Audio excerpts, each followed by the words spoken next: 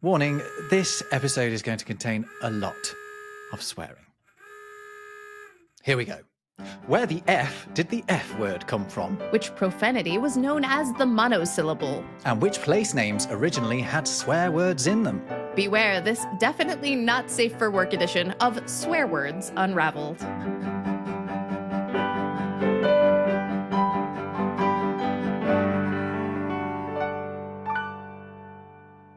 Welcome to another Words Unravelled. I'm Rob Twats from the YouTube channel Rob Words. And I'm Jess the Fuck It, author of the Etymology books Once Upon a Word and Words from Hell. And what the F word are we talking about today, Rob?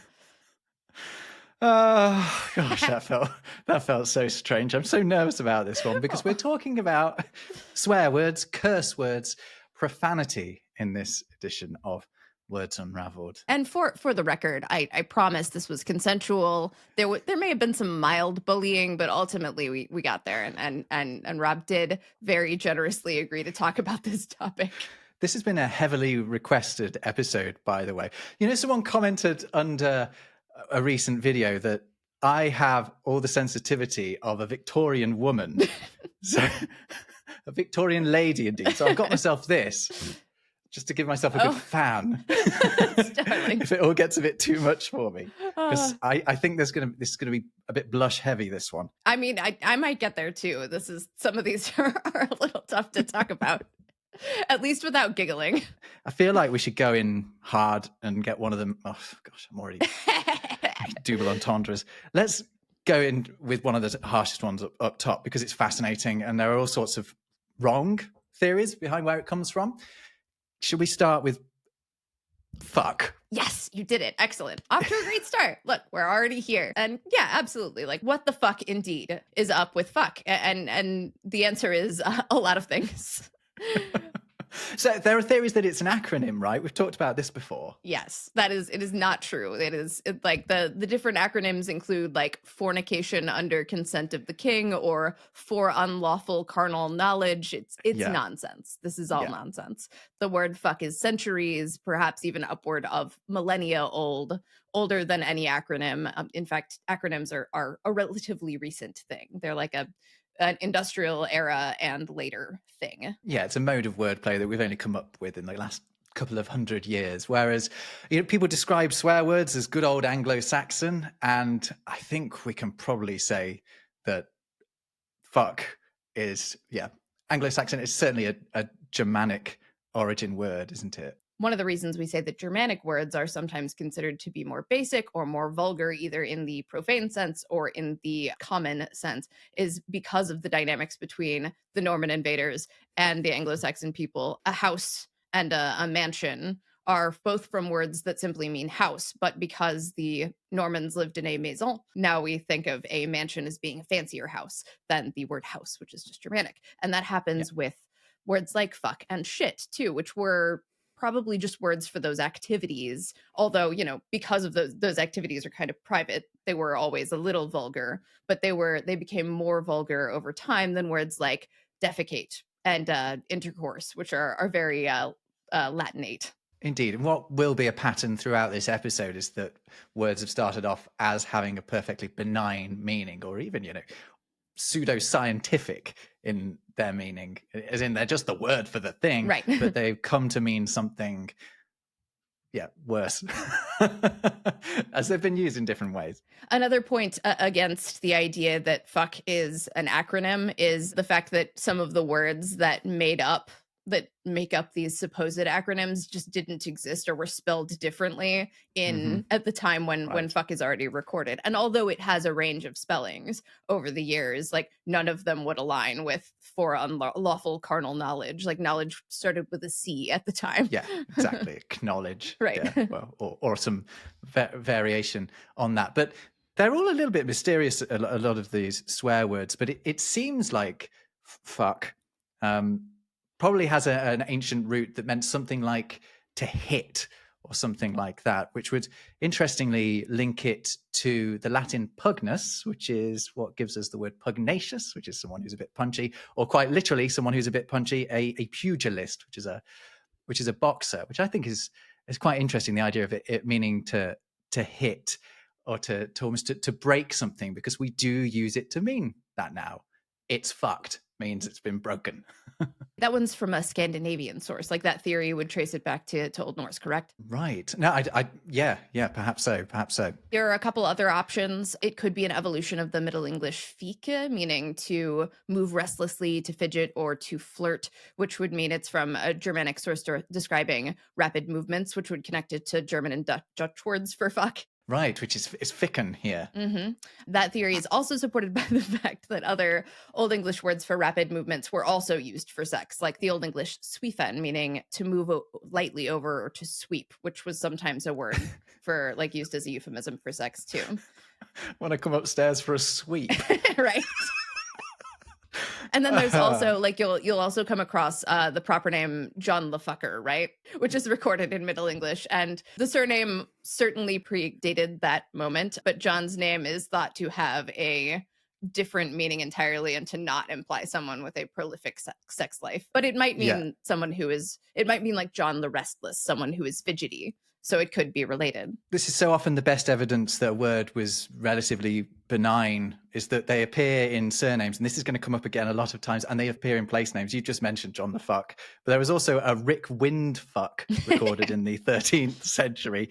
And someone whose surname was...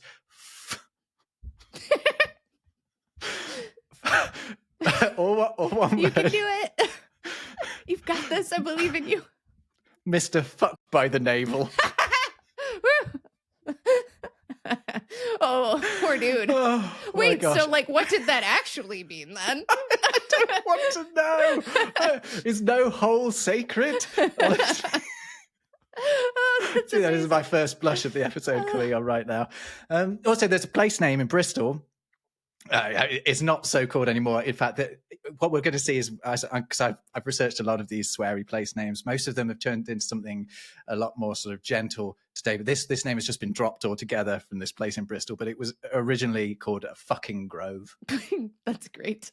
Yeah, exactly. When we get to cunt, there are a bunch of location names that also involve that word, which is fun. That's a really good but they one. are also quite naughty, whereas these are kind of mild.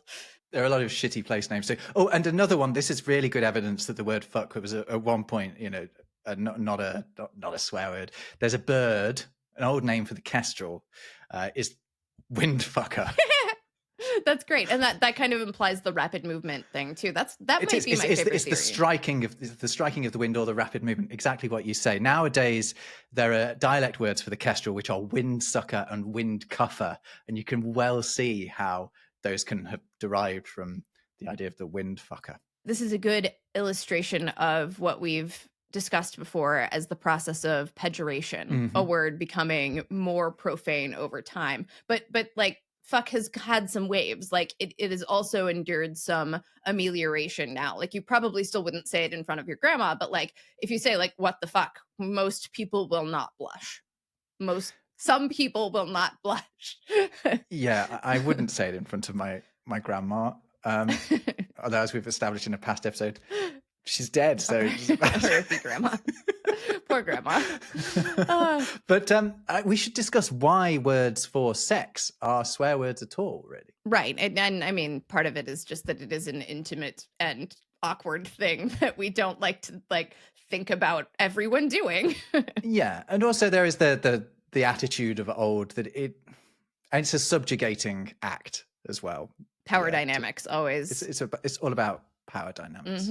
Exactly. A lot of people like to point out like fuck in particular has a lot of range these days since it's lost some of its intensity in many contexts, and like it now boasts a lack of precision in its definition. It's just used for emphasis, and that's probably simply because over time people have used it for shock factor so frequently that we no longer absorb it as being quite as offensive, and because if you use it in a vague way, like saying fuck that, you don't specifically mean to have sex with it necessarily, because you use it for general emphasis outside of these sexual contexts. It becomes defanged. Actually, Steven Pinker, who, if you're into your words and stuff, a lot of people would have read some of him. He wrote something called The Stuff of Thought, and he described in that the 5 ways in which you can swear.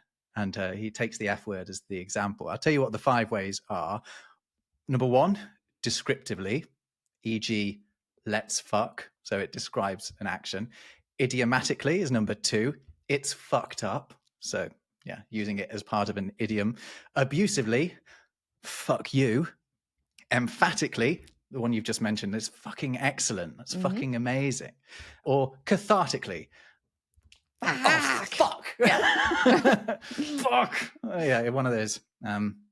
Right. I feel we need to mention here that with all this swearing, there's quite a good chance that YouTube, where we make our money for doing this podcast, might not let us make very much money from this one at all, because advertisers generally don't want to advertise around a video that's full of swearing. Yep, we might get censored from earnings on this one. So if you're enjoying what you're hearing, if you're not too offended, then we would encourage you to hit the super like button and drop us a little tip, or visit our shop, which we will link in the description, and buy some awesome word nerdy merch.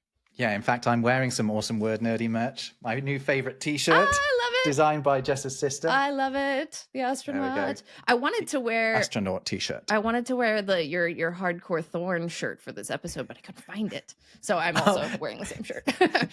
I put mine on the other day, and it's been through the wash a bit too hot, and it is absolutely tiny now. Oh no! to the point of skimpy. But I'm going to continue to wear it because it's one of my favorites. But I might have to buy myself another hardcore Thorn T-shirt. No problem.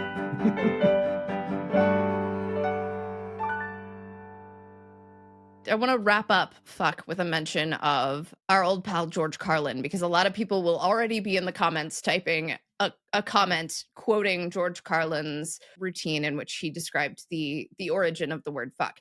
He points to the Middle English furk, meaning to press hard or to beat, and it is probably ultimately connected to a lot of the words that we said, but it's probably not directly from that source. It predates it. His research isn't at fault. He pulled from Joseph T. Shipley's work, and Joseph T. Shipley's work has later, by Oxford and other lexicographers and linguists, been a little bit picked apart here and there. So sometimes if you run into George, who loved etymology and loved words, saying something that isn't quite on point, it's typically because he was using a Shipley source, which is a little interesting.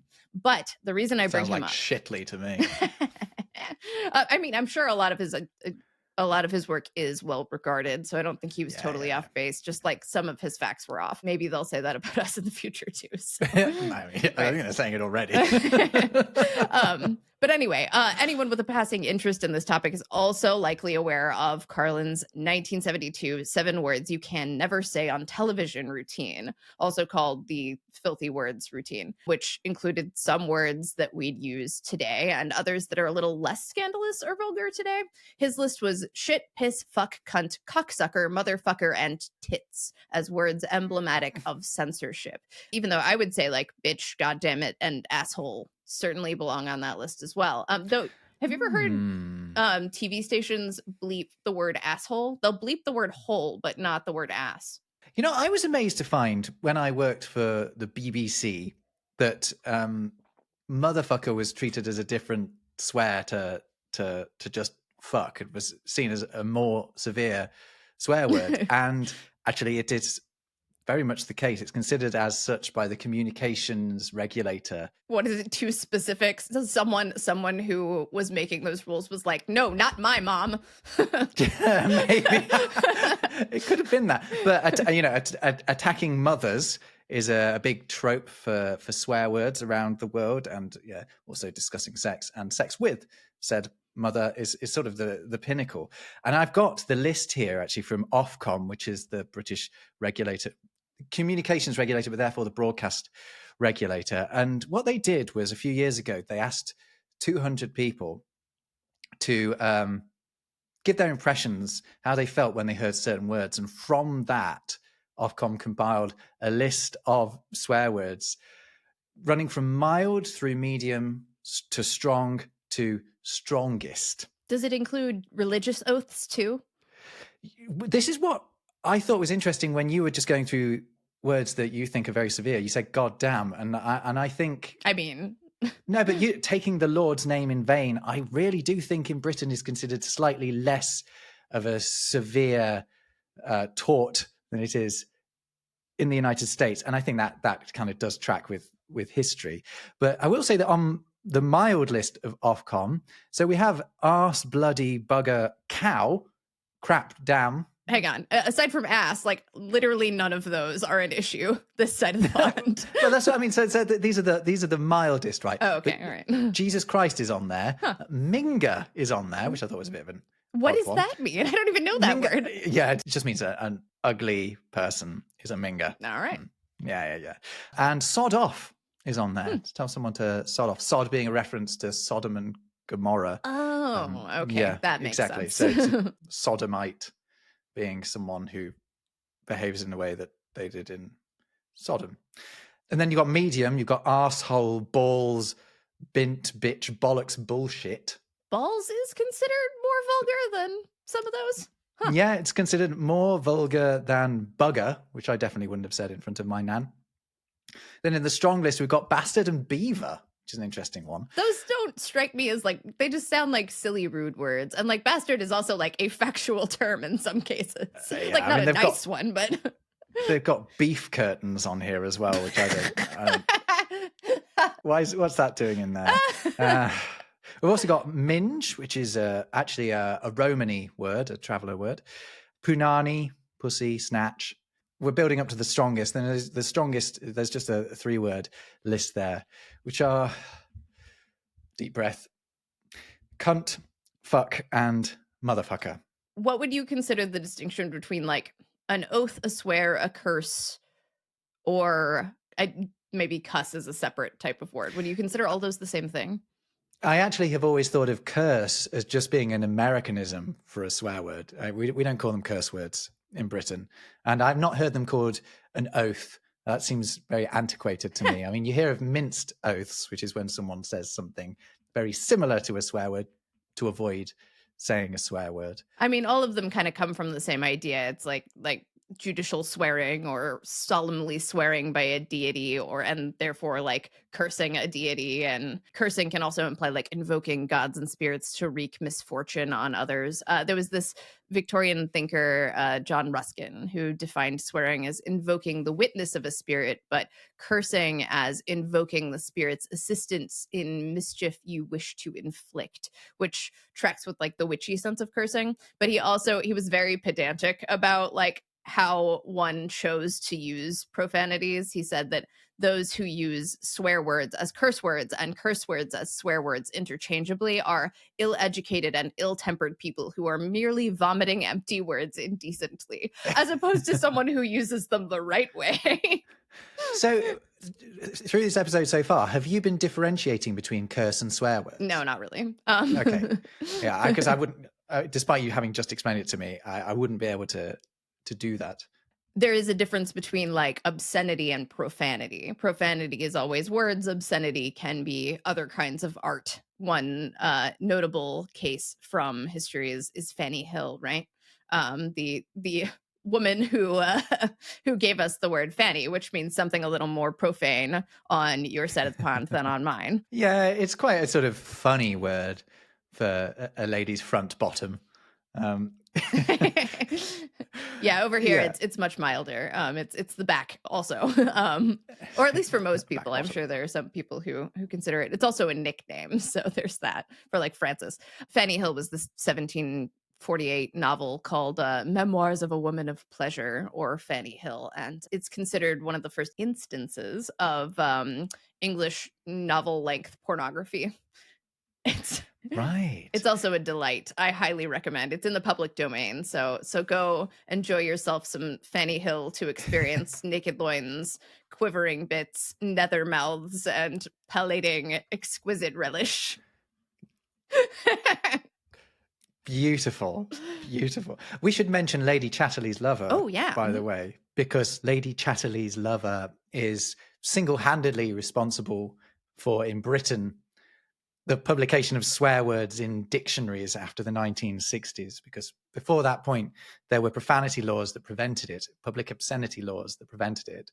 And then Penguin published Lady Chatterley's Lover, and were taken to court, and the court found in Penguin Publishing's favor.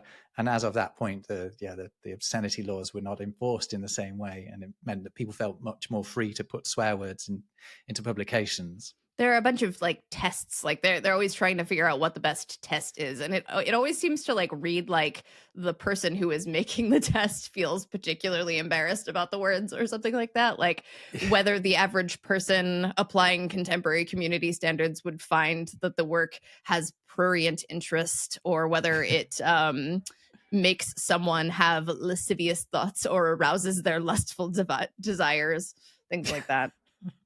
George Carlin's routine, the one that I mentioned, led to the landmark FCC versus Pacifica Foundation case, which was against a radio broadcaster that aired the routine, and determined that the words made the routine indecent but not obscene, so it could be aired outside of daytime safe harbor hours so that kids wouldn't hear it. Indecent but not obscene is what we're going for with this episode as well. Yes, I would say. The last kind before we move into the cunt is I'm glad you said that.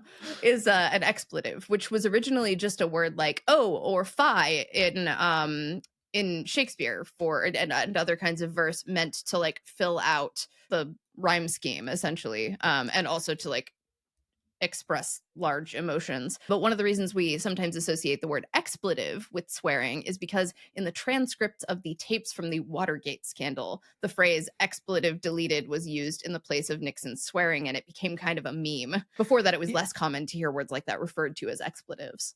This is so funny. You know, when you first said expletive there, I thought, oh, that's a word I don't know. And then I just realized it's just that I pronounce it expletive. Oh, okay. And and I've just never, like, expletive deleted is a phrase that you do hear. And it has that lovely assonance, that repetition of the E sound when you say it the way I say it. And I think it's generally said in Britain. Oh, yeah, I haven't heard expletive. Oh, well, it could be that other Americans pronounce it differently too, but as far as I am aware, it is I think the rhythm of expletive sort of makes more sense than expletive. Yeah, and I do wonder where that extra or that long E came from. Anyway, should we turn to the cunt? Yeah, let's do that. Or could we turn to the quaint? Ah, exactly. Which I really like as an alternative for the word that goes back a long way. Her quaint above and her knee, knackered the nichters knew. It's in Chaucer too. He puns on quaint and cunt. And quaint, by the way, is like if this is confusing, the reason for this is because quaint originally meant like clever or skillful. It was later extended to like cute and kind of twee later because it described things that were like skillfully and artistically made, like little knickknacks. Ah, right, yeah, that makes sense. It wasn't originally a vulgar word, right? It was just, I mean, it was always a little bawdy and heavily punned upon. It was the word for a vagina before we had the word vagina. Yeah, it's interesting. I actually once watched, used to be a TV show on in Britain called Balderdash and Piffle. It was presented by Victoria Coren Mitchell, and it was an etymology TV show.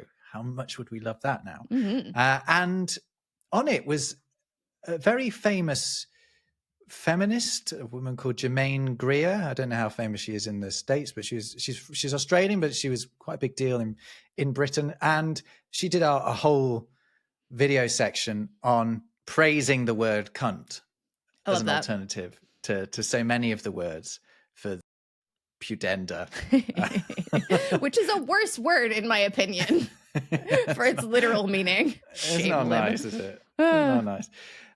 Because it doesn't frame it in terms of its use to men as vagina does, which we've discussed before. Right. Means, it's a sheath, essentially a sword sheath.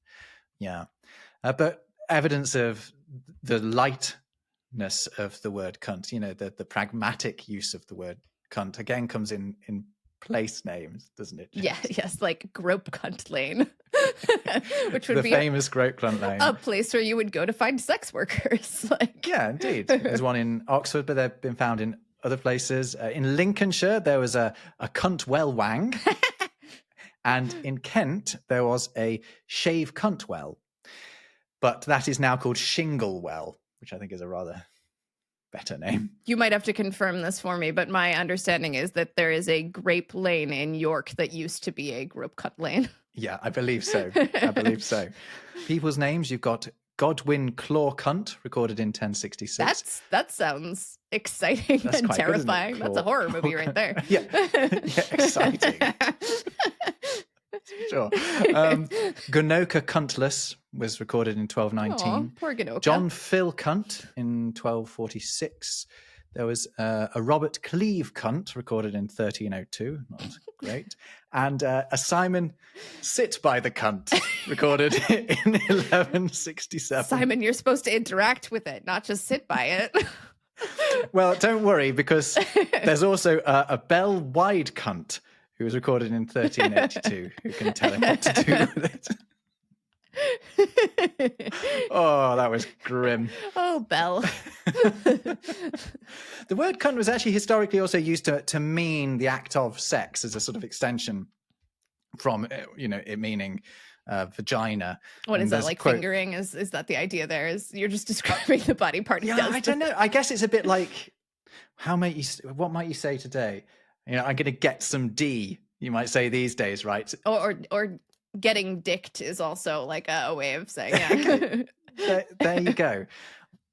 And yeah, cunt was used in much the similar way. There's a quote from 1680 from a publication called Unfit for Modest Ears. Mm-hmm. And it's beautiful. It's cunt was the star that ruled thy fate, cunt the sole business and affair of state. I feel like this should be my new national anthem. Like this is nice.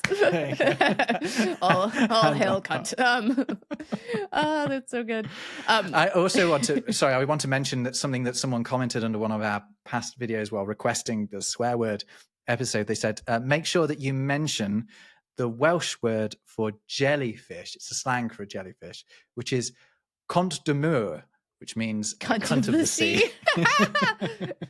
There's a type of worm. It's not a jellyfish, but there's like a deep sea worm that looks like a pig butt, and it's called, I think, the pig butt worm. But it definitely looks more like not necessarily. Like, it doesn't look like a butt. I mean, it does. It has the butt, but it also specifically has a little thing in the middle. It doesn't look like a butthole. Well, the jellyfish is definitely called cunt of the sea, not because it looks like one, but because it behaves. Oh, because it acts like a cunt. Yeah. That makes sense. I mean, fair. We should also address what that word means, how it's applied either side of the Atlantic and elsewhere around the world, because it's different to me to it is to you, I think. Yeah, I mean, it's all about intention, right? Like if there are lots of people over here, including myself, who will like casually drop the word, cunt when describing people that they're annoyed with or situations that they're annoyed with. But like, it can also be used very hatefully. And I've noticed it being used more often towards women in the States than it is in Britain. Like it's in Britain, I think you're more likely to describe a man as a C word than you are a woman, whereas it seems like it's sort of an alternative to bitch in a lot of American it is like usage. It can easily be used as a meaner version of bitch, for sure.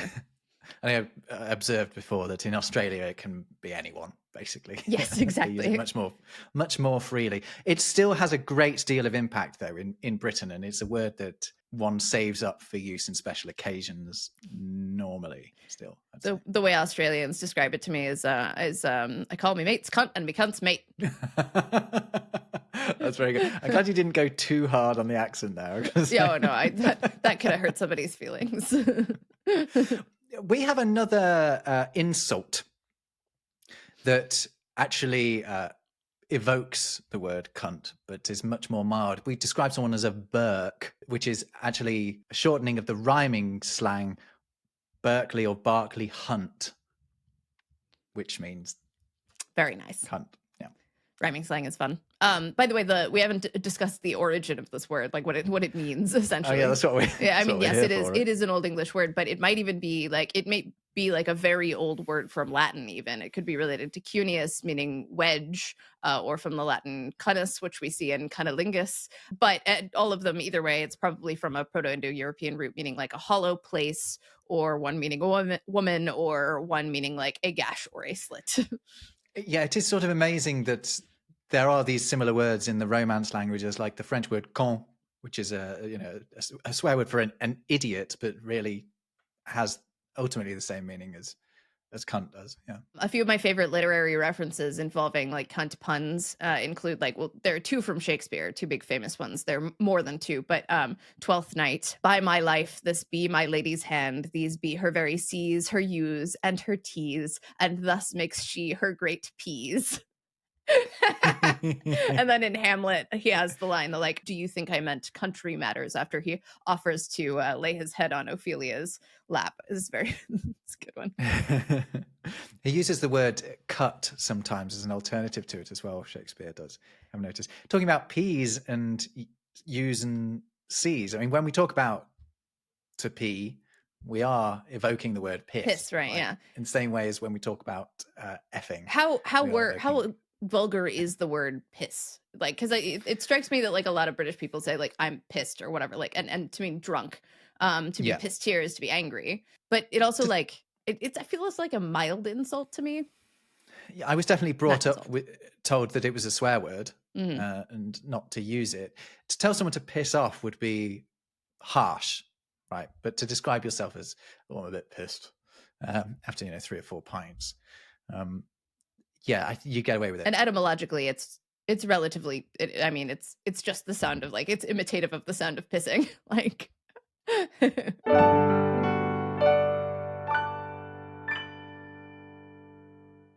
One more on cunt before we leave this completely. One of my favorite spurious, ridiculous comedic dictionaries of all time is Sir Francis Grose's Dictionary of the Vulgar Tongue. And I love this. And he uses the monosyllable as a euphemism for cunt and lists many entries as synonyms for the word, including brown madam or Miss Brown, bun. There are lots of like rabbit jokes because a cunny is both a rabbit and lady bits. Eve's Custom House, because that's where Adam made his first entry. Miss Laycock and Tuzzy Muzzy. And then the entry for monosyllable in that book also lists the definition as a woman's commodity. He calls it a nasty word for a nasty thing. And actually, in the first edition, as you said, this person was entirely straight. maybe not. But he just replaced it with.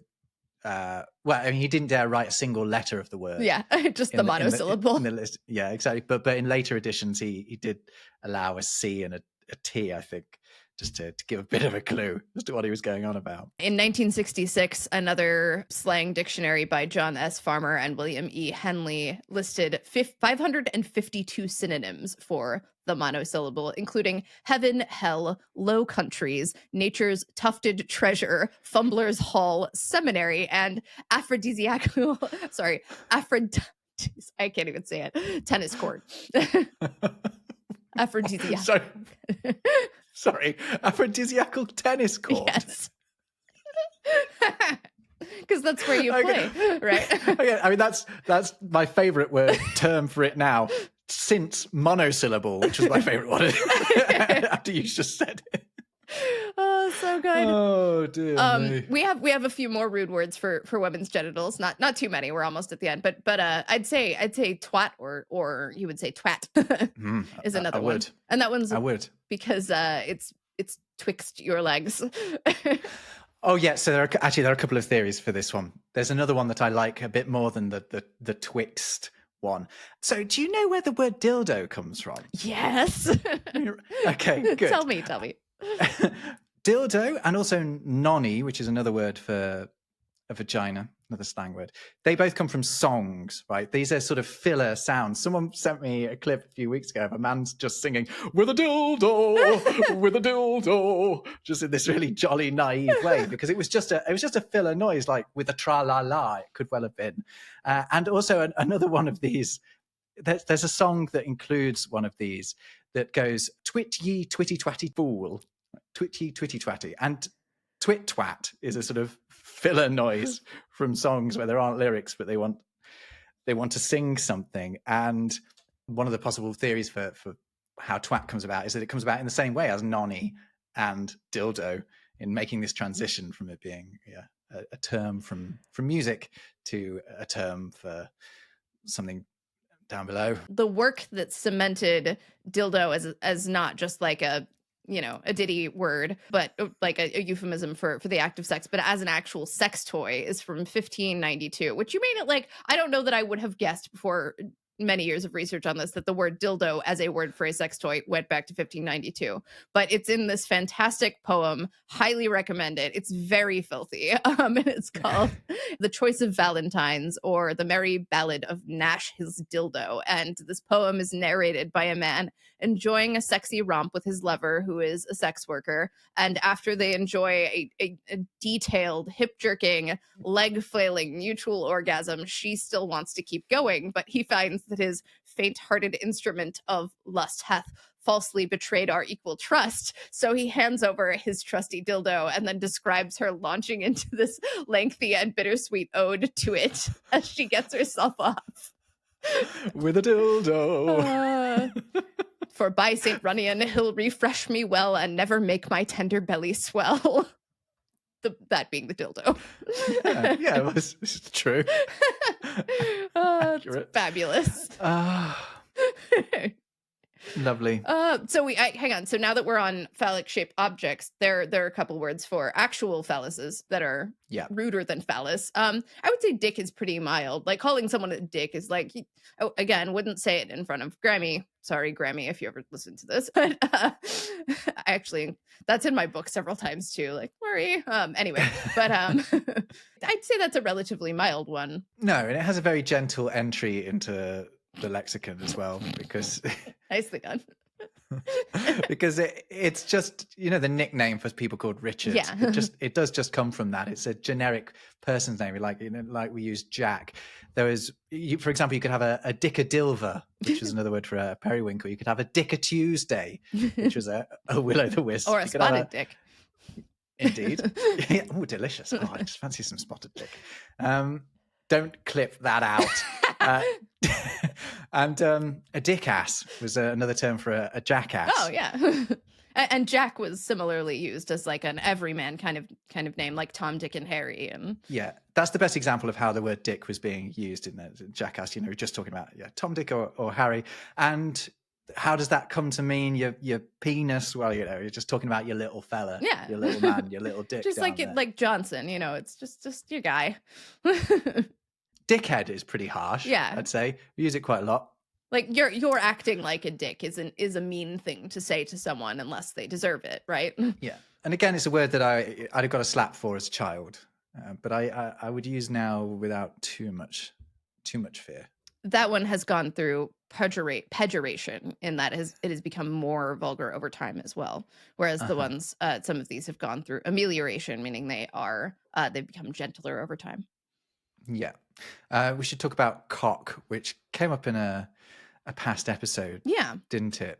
What was the original form of cock? Well, it was a rooster. I mean, it was basically a word for a bird, right? It was, yeah. But you told me a few weeks ago that the original form was a compound and it was pillcock. Oh, yes, that's right.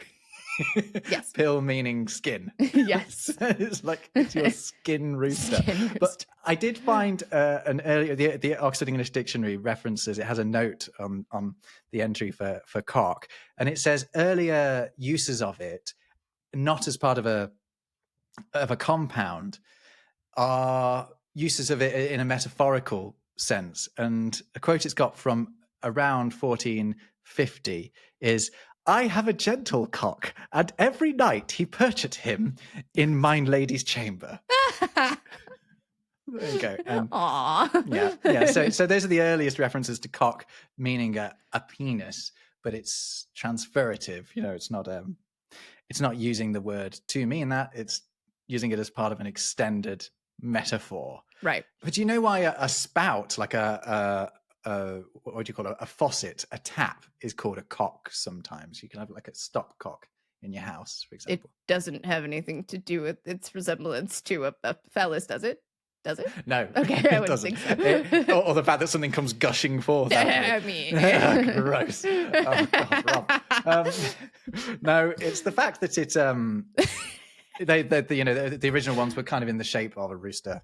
You can kind of imagine it, right? A sort of spigot. That makes sense. It looks a bit like a rooster. And they've got the little thing on top, the spigot. I don't know. Yeah, it looks like Exactly. What do you call it? We're What's that thing on the gesturing top? awkwardly above our heads crest. for our. It's got a little crest, and the water There looks a you bit go. like a wattle. Mhm. Yeah, Yeah. water wattle. Are there any other penis words we should address?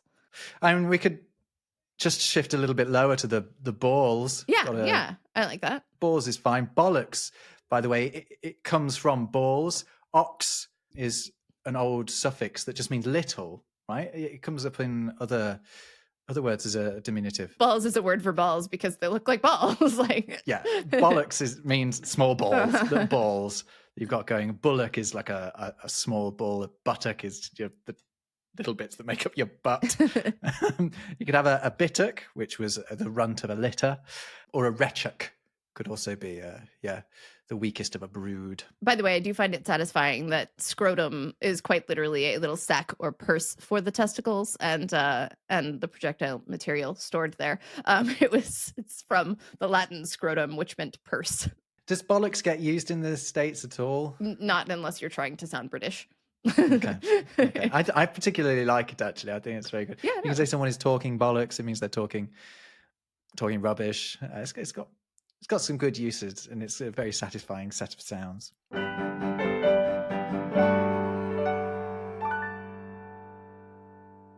We could talk about chesticles next. Testicles. Chesticles. I was going to move on. Chesticles. I was going to move on. So here's the thing. Yeah. How many?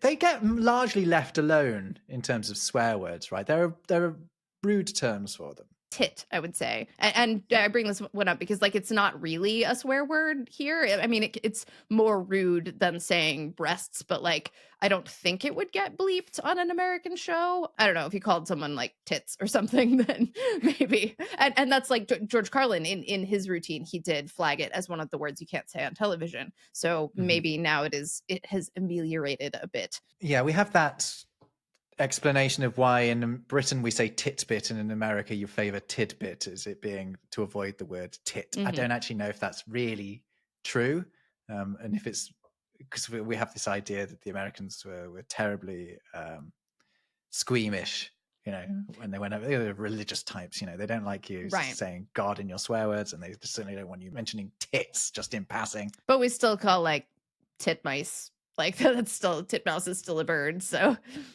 And it's because tit was originally just a word for, like, something small, or a variant of the word teat, which, like, it's hard to tell which one came first, the teat or the tit, or the titmouse or the tit. Would you ever describe a person as a tit in the States? Typically, no. Again, not unless we were trying to sound particularly British. But I like it as an insult because it's very, like, demeaning. Like, it's calling someone small and petty and... I like it. It's specific. There are moments where it's exactly the right word to use. David Brent from the original series of The Office is a tit. Yeah, don't be a tit. I like that. Yeah, he's not malevolent as such. He's just a tit, And I do wonder, like, to what extent that one means, like, in that context, if it originally meant boob or if it originally meant small. Because I think small makes more sense as, like, little insignificant thing. But it also does work to say... Yeah, he's a boob. Yeah, right. Boob. We also do that. And boobies, like the bird called a booby is called so because of the, like, awkward way it walks. Yeah, I mean, that is the most hilarious bird name after the windfucker, I'd say. the booby. Oh, there are a lot of funny bird names, aren't there? Oh yeah, there all kinds of stuff. Great tit. That's a good one. Fabulous. I don't just. That's enough. Should we talk about asses? Tell me about ass. Well, okay. I mean, first we have to answer the age-old question of which came first, ass the donkey or ass the butt. Because, interestingly... Are they related words then? They are not, like, completely unrelated. Well, I mean, not completely, because we associate donkeys with, ass-like behavior. But the donkey version came first. Most Indo-European languages have a variation on the word ass as a word for donkey, even the ones that don't have a variation on the word ass as a word for a butt. And it is also related to the word asinine, which is from the Latin word for literally meaning like an ass, like a donkey. I just had a bit of a revelation here. When we're calling someone an ass, we're calling them the donkey ass, not the bottom ass. right? I mean, it kind of depends on how you feel that day, I guess. Yeah, because in which case it wouldn't make sense for me to describe a person as an arse, right? Because we don't call a donkey an arse. We call a donkey an ass, but we might call your bottom an arse. I'm talking about the difference in pronunciation. Yeah, okay. There. So there are some scholars that suggest that the butt sense of ass isn't Scholars. I mean, somebody's studying butts. Anyway, isn't technically recorded until the 1860s in like nautical slang, but that seems unlikely because poets have been rhyming. You should say this word because it sounds better when you say it, because it like isn't a word in English, but arse with words like class and pass, which do not rhyme in my accent at all, since at least the 1500s. And even before modern like British accents became less rhotic than they used to be, the pronunciation of the R in there was softened. So it seems that ass and arse were butt words, and these two were conflated as early as like the 1500s. Yeah, and the word arse, ers, Mm-hmm. Chaucer uses it, doesn't he? I mean, it's a really common word for bottom. There's a scene in the Canterbury Tales, I can't remember the exact details of it, which is very bad, where someone sticks their arse out of a window and a man accidentally kisses it, thinking he's going to kiss a lady's face. And yeah, that is described as an ers, because actually that is the word, by the way. That is a word for your rear end for a long time in English. It is your arse, your ers. Yeah, arse comes before ass. Say these words in sequence for me. Say arse and then say the word for butt and the word for a donkey. Arse, ass, and ass. You put a different emphasis on all of them. Well, the thing is, arse I would spell A-R-S-E. Right. Ass I would spell A-S-S. Mm-hmm. But the thing is, I am from the north of England and I pronounce A-S-S always as ass. So I also don't say pass or grass. I say pass and grass. Whereas people in parts of the southern England, their sort of home counties, would pronounce ASS as arse. And so, yeah, I would make a point of spelling arse in a way that reflected that pronunciation, whereas some people would pronounce the ass spelling as arse. Interesting. The other point in favor of ass being a word for a butt earlier than the 1860s is in A Midsummer Night's Dream, because there are ass puns all over the place, including at least one that implies a triple entendre of donkey, buffoon, and butt. When Bottom says that I am a tender, delicate ass, and if my hair do but tickle me, I must scratch. And he's called Bottom. Yes, and he's called Bottom. Let's not forget this. And he turns into a donkey. Have we reached the bottom of the swearing barrel now? We do have one more that we absolutely skipped and we have to talk about. Go on. Shit. Oh, yeah. Gosh, that was close, wasn't it? A good old Anglo-Saxon word we could say again with this one. Mm-hmm. Again, this is another one where people think it's an acronym. It is absolutely not, and like the stories behind it are ridiculous. What are the possible acronyms? The silliest one is ship high in transit. The Smith has been around for a long time, but nowhere near as long as the word shit. The idea is that like people would stamp boxes of manure with SHIT because they had to be stored on higher decks or they would like explode or something. There's zero record or like image or log of any of that happening ever. So yeah, no. Mm-hmm. And also we can very easily trace it back to the Old English word for pooping. Incidentally, the more gentle version of it we have is shite, which is actually a better reflection of the Old English spelling, that long I sound that you've got early on in it. Shiten. Mm-hmm. Yeah, exactly. We've also got a load of place names with shit in them as well. Skidbrook in Lincolnshire was originally called Shitbrook. I mean, I don't know that Skidbrook is better. It's not, is it? They thought they'd solved the problem. The sk sound is a clue to the area having had Norse influence there, because the sk is sort of a lot of Viking variations on Anglo-Saxon words, so with an sk instead of an sc making a sh sound. That's why we have shirt and skirt. They come from the same place. One's Viking and one's Old English. There's also Sherborne Lane in London was originally called Shitborough Lane, and which means Shitborough Lane, basically. Great. You literally live in a shithole. Yeah, exactly. And in Warwickshire, Shutwell Farm was originally called Shitwell Moor. They eat their fiber there. They sure do. I love Thank goodness we went back to cover that one. we sure did. One of my favorite like related words that ultimately comes from the same root as shit is science, because it literally means that the root here means to divide, and the idea is like maybe we don't know whether it's like if turds are in pieces and that's why we say that, or we're like separating waste from the body. But science is also the art of like differentiating truth from fiction and why things work and things like that. So, but I love it also links it to decision Yeah. and to scissors as well. Mhm. And of course, it's probably linked to scatological as well. Every time we say those words, we're cutting the crap, you might say. Very good.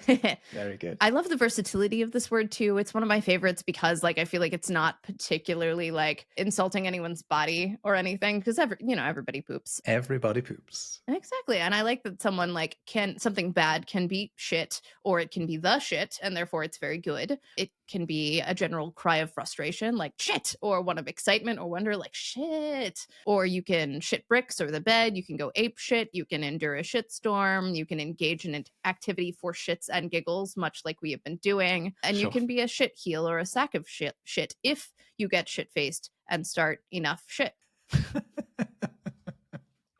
Bravo, Jess. For that Well, shitty flourish. Now that we are significantly and fully up Schitt's Creek, should we cut the shit and wrap this up? Yes, enough shits and giggles have been had. This has been a fun one. As we said, now we've recorded it. YouTube isn't going to let us make money out of this. So there's that super thanks button below if you do want to support the podcast, or you can buy one of the marvelous t-shirts like I'm wearing, or many of the other fantastic designs, some of them by Jess's very talented sister, some of them by Jess's own hand herself, or one just with words unraveled on it. This has been fun, Jess. So much fun. If you enjoyed the fuck out of this as much as we did, give us a nod, a tip, or buy some merch. And join us next time for a less vulgar episode of Words Unraveled. Go on, fuck off.